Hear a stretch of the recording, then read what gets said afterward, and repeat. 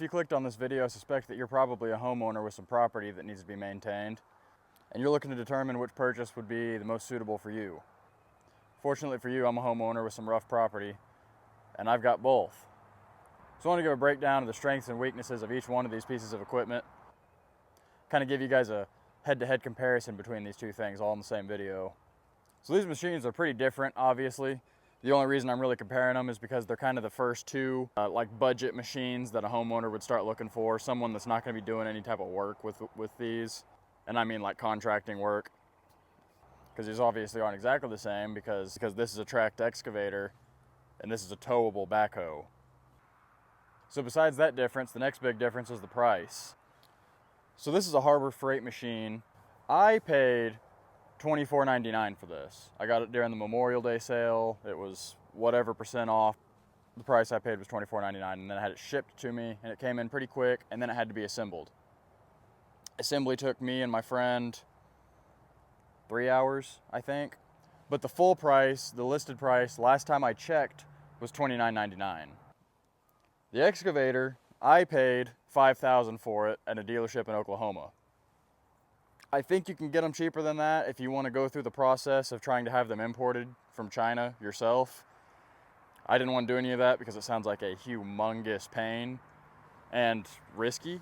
So I found a dealer that sells big brand name machinery, and then they also started selling these for a fixed price. They're all, I think the cabbed ones are $5,000, and they sell the ones without the cabs for $4,500.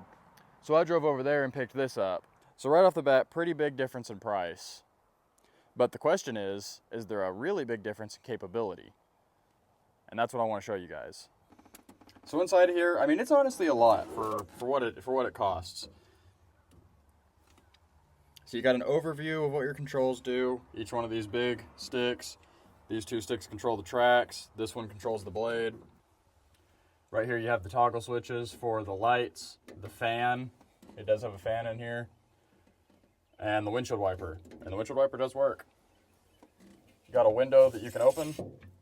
Nothing holds it open, so it pretty quickly just slides back shut.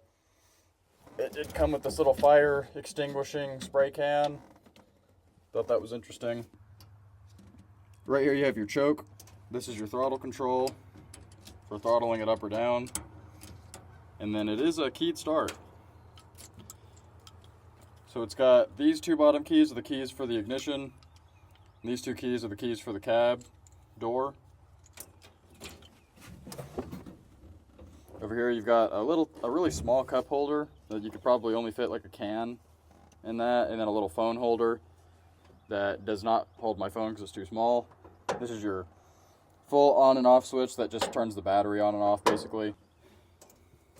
Pull the choke up.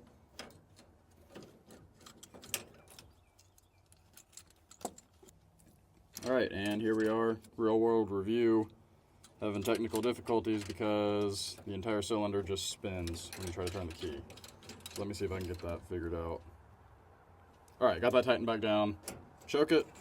And there you go. Alright, so the dash cab on the backhoe is a little bit more robust. You can see you also have a diagram of what all your levers do. They all just go forward and back.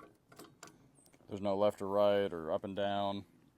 So fairly simple there. I wish these were a little bit longer because they're not super hard to move forward and backwards, but when you're on this for hours, doing this over and over and over again with your hands, switching around, your hands and fingers do get pretty tired. So I wish you had a little bit more leverage on those. But to start it, it's not nearly as sophisticated or luxurious. You just got a kill switch that you flip on, a choke here, throttle control here, and then it's just a pull start. And the Harbor Freight has the Predator 301. The AGT has 420cc gasoline engine. So another really big difference that these have against each other is the footprint. The tracked excavator is 38 by 59 if you include the blade on the front as part of the footprint. The backhoe, however, is humongous. So from tip to tip on the outriggers, it's 100 inches wide And from the back of the wheel to the front of the outrigger, it's right at 8 feet, 96 inches. So you need a pretty big clear area to get this thing near where you're wanting to dig. However, that takes me directly into my next subject, and this is the biggest difference, and that's stability. This backhoe, I don't know how well you can tell from this angle, but my property is super steep everywhere. I've got this flat spot, and my driveway's not even flat, it's actually sloped.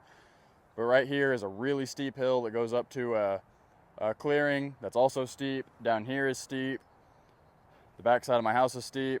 I haven't had this backhoe in a situation yet where I felt like I was gonna flip it over. Even when I got a wheel off the ground or an outrigger off the ground, its footprint is so huge and its weight is so low to the ground that it never ever feels like it's gonna turn over. And if it did turn over, it would be a really slow, gradual turnover. We had plenty of time to get out of the way. And there's not hardly anything that could pin you unless you fell underneath it and then it rolled on top of you. I'm not saying it couldn't happen. The tracked excavator, though, is almost the polar opposite of that. I've never been in that thing where it doesn't feel like it's about to flip over. It's tiny little footprint and it's low weight. I'll try to look up the weight and put it on the screen because I'm not sure how much it weighs, so I don't even want to throw a number out there. But it's not very heavy. When I towed it home, it felt like I was pulling an empty trailer. Everything makes this thing start teetering. I've read quite a few people after I bought this thing commented telling me how easy they turn theirs over. And a lot of people have actually flipped them over using them. So I don't doubt that it will turn over very easily. That's another problem I have with it, is it has the cab, but it has no seat belt, and the seat doesn't even stay secured. But I suspect it would probably hold up in a rollover. But with all this glass, there's nothing really keeping you from ending up underneath the roll cage as it flipped over, since there's no seat belt and the seat isn't even secured. So this thing is scary to use, to say the least. But I think that's probably enough talking about them. I want to do some demonstrations for you guys. And one of the biggest differences between these two things in their operation is the speed that they can move themselves. So even though this is a towable backhoe, it's designed to be moved by being pulled behind a truck or a tractor. It can move itself, and I'll show you what that looks like. So I got these things lined up for their race now. I'm just gonna go here to a little bit behind where the camera is because, trust me, you don't want to watch these things go very far at all. That said, there's still a very big difference in the speed of this versus this, which is why I'm not too concerned about getting a very distinct start and finish line, because this isn't even going to be a close race.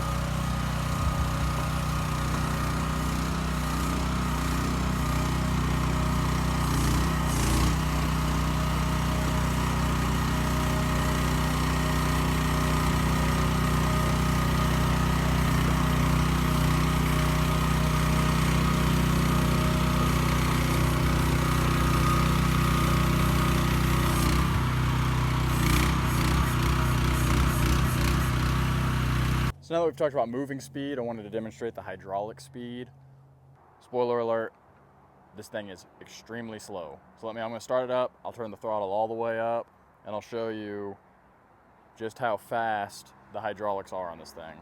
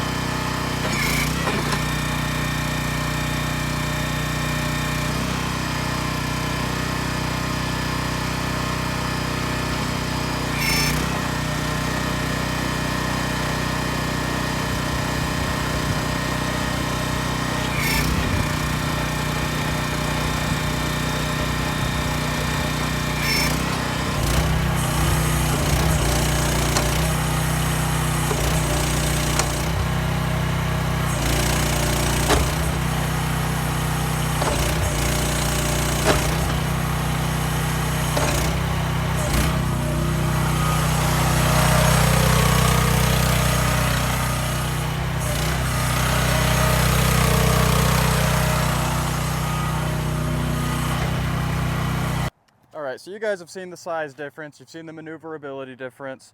I'm sure you're wanting to see some digging. So I'm not going to try too hard to come up with a real specific, perfect parameters for a digging comparison. I'm just going to show you some footage of me digging with each of them into this hillside where I got my truck stuck the other day, so it's all rutted up anyway. It's a perfect spot to dig. And I'll let you guys be the judge of which one's more capable.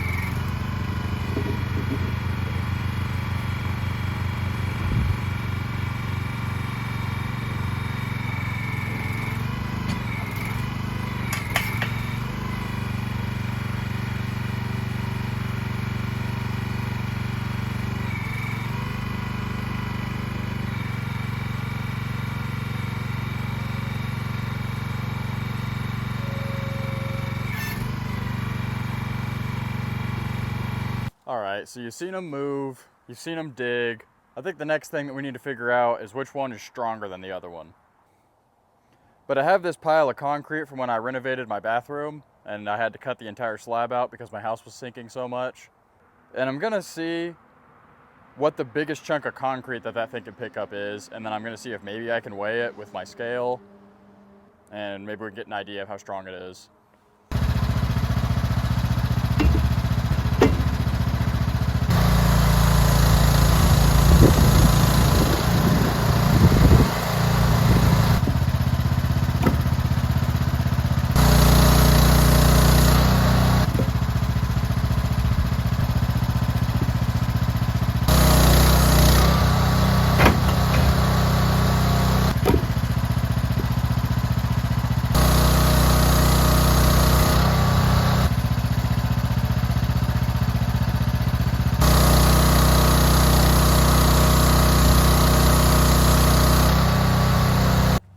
Okay, I gotta be honest, that's a lot more than I was expecting.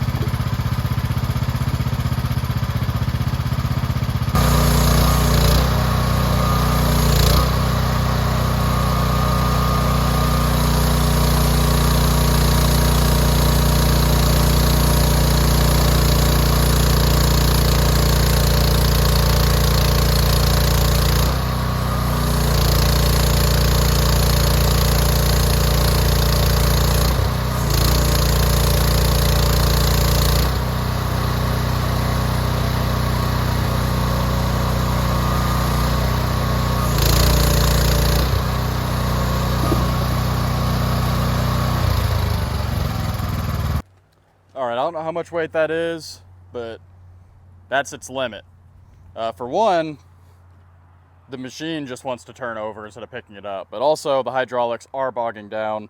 When I put the blade down to keep it from tilting forward, it can't get it completely off the ground. It almost can. So now, let me bring the backhoe over, we'll do this exact same setup and see if it can pick it up. I'm honestly not sure. I really thought that this was gonna be a lot weaker than the backhoe, just operating it. This feels weaker, but that is really surprising. All right, so we got the backhoe rigged up. I'm gonna just pick up the stack without the additional rocks first before I go to the trouble of putting those up there. I feel pretty sure it'll pick it up, but I'd rather do this first.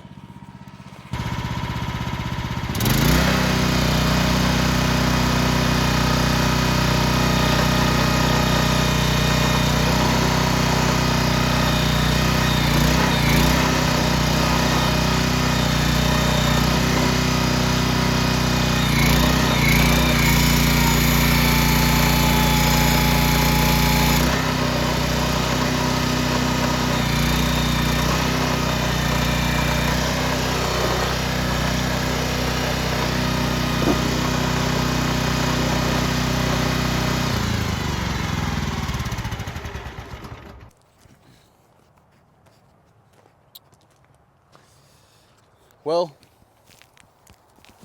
is there any need to proceed beyond that?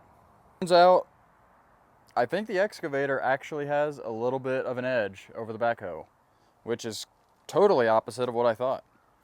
Because the excavator lifted that without too much struggle, and the backhoe was squealing the hydraulics, and then it just picked up the rear end instead of the front.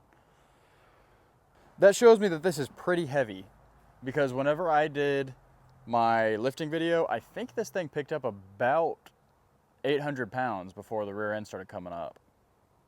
So that's probably right about what this is at. Well, we know that now. The Excavator is a tiny bit stronger than the Harbor Freight backhoe. So on my other videos on the backhoe, I've gotten a few questions on the digging depth capability of it. I don't want to dig a hole as deep as it can in my yard. So the demonstration that I've thought of to see, which this isn't going to be perfect, but this should give us somewhat of an idea, is I brought it to the edge of the retaining wall as close as I could get, keeping the outriggers back far enough that I'm sure that they won't slide forward and off. And I'm going to reach down and then lift the machine up as high as it can in the front. That'll give us somewhat of an idea. I'll measure the distance of the front to the ground, the distance, the height of the retaining wall, and then how much that changes. That'll give us a guess at how deep this thing could dig. So this wall, I built this wall over the summer, by the way. If you haven't seen that, I've got videos of me building it. If you're interested in seeing that, is exactly 36 inches tall.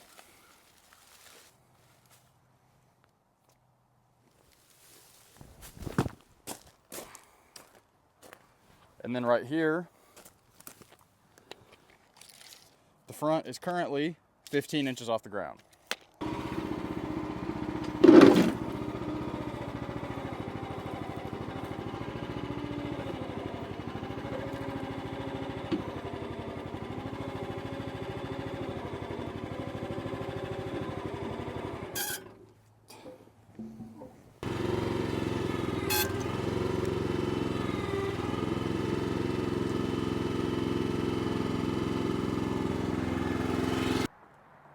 So this definitely really is not a perfect demonstration. But now we've gone from, let me measure on the same side as I did. We went from 15 inches to 29 inches. Which pretty much gives you the conclusion that you can jump to from that test is that it can dig pretty deep.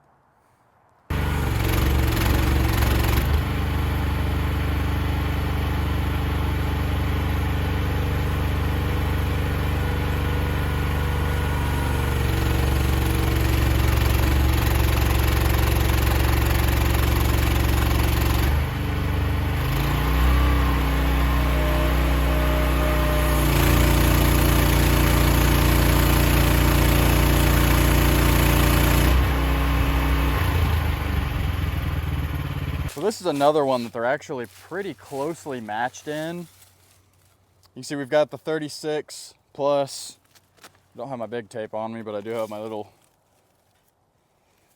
36 plus another 8 inches or so. The backhoe had 36 plus about 14 inches. That's pretty close. That's not like a real big winner over the other one. I personally think I'd pretty much call that a tie. I don't think that a couple of inches more dig depth would be like a deal breaker for somebody. So a side note that I think is worth mentioning with both of these is that both of them are going to destroy your yard. If you're ever trying to move either of these around, if you've got nice landscaping, it's going to get demolished. You can see my driveway here where I just had the excavator. It dug the gravel completely down to dirt, mounded it up.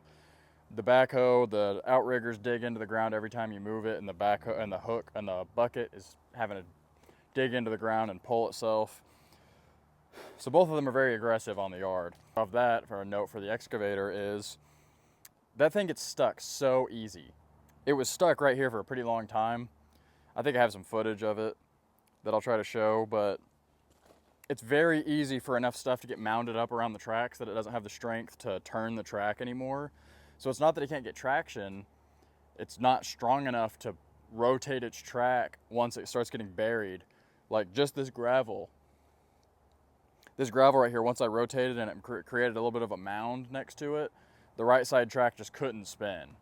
And it's hard to really help yourself with the arms. You think you could reach out and grab and pull yourself. It's not strong enough to just drag itself with no assistance from the tracks, but then if the tracks are all bound up and you're trying to do both at the same time, it still, like right then, barely got itself out. And the bucket was having a really hard time grabbing anything, so it was kind of just scraping across the gravel instead of pulling.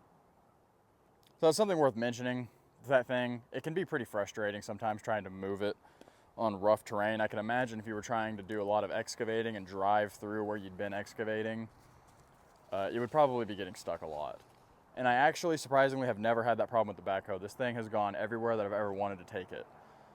That bucket digs in and those outriggers dig in, and it'll climb hills. But that's a little side piece.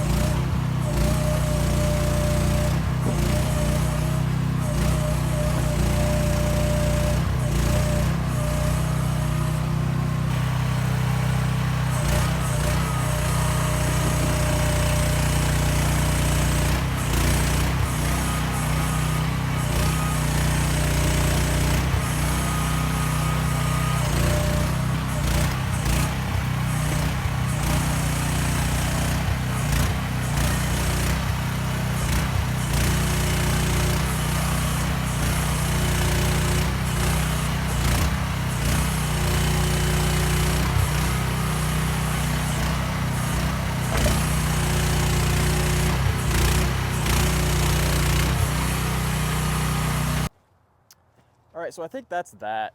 I think that gives you a pretty good idea what each machine is capable of. Hopefully that helps you if you're trying to decide between the two. Go one way or the other. I really don't care. I hope that this video doesn't feel like I was trying to sway you one way or the other way. I really don't care which one you get if you're looking to get one. I've got no affiliation with either one of them. If you want my opinion using both of them, I prefer using the backhoe. I just feel like it's a little bit more user-friendly. The excavator is just really jerky and scary to be in all the time. And I get a lot more frustrated when I'm trying to get something done with this one than I do with the backhoe. But if you want to know the real honest truth, neither of these are great. Neither of them are going to ever be anywhere near as good as renting a piece of equipment or having a tractor with a backhoe attachment on the back. Any real option like that is going to be a whole lot more capable than either one of these things are. I don't ever feel good when I'm using these. I feel like I'm using a piece of crap anytime I'm on either one of them. But they do get work done. And if you want to actually own something that you can always have available and you're not trying to spend $10,000 on something, these are both options. But neither of these machines were my end goal. My end goal is some sort of compact tractor with a loader in the front and a backhoe attachment in the back. Those are just so expensive. And I also never intended on keeping both of these. I just got them both so I could test them, see which one I liked better, and then I was going to sell the one that I didn't prefer using. So if you want the honest truth, they're both pretty slow, they're both not extremely capable, and they're both fairly frustrating to use. But they do both dig, they're both a lot better than a shovel, and I will say for both of them, they've been sitting for months without me starting them with untreated fuel in them. And both of them started right up yesterday when I came out here to get them ready for this. So they got that going for them. So decide if it's worth it to you. I hope this video helped some people and was interesting to some people to watch. Side note, unrelated to this video at all. I've had quite a few subscribers comment requesting that I make an Amazon wish list because they just really want to help the channel in some way. I really don't mean this as me asking for handouts at all. But I know a lot of people really want to help, and I don't want to withhold that from them. So I did go ahead and put a wish list together the other day. It's all pretty much all video equipment because it's all stuff that I intend to buy eventually to improve the channel. I think a lot of you guys know I'm still just recording these videos on my phone, and I have this mic that's giving me a lot of trouble. So I've got some upgraded equipment on there. Like I said, it's stuff that I intend to purchase myself eventually. But since I know that there's people that are wanting to help in some way, I went ahead and put all of that type of stuff on there. It's all stuff that will directly improve the quality and production of the videos. So it's no toys or stuff that I just want. So that link will be in the bio, along with there's a post on my community page where I talked about it as well. If you want to go to the community tab on my channel, you can see that too. Besides that, I'm going to get these machines cleaned up and get myself ready for work this week. Hope you guys enjoyed the video. Thank you for watching.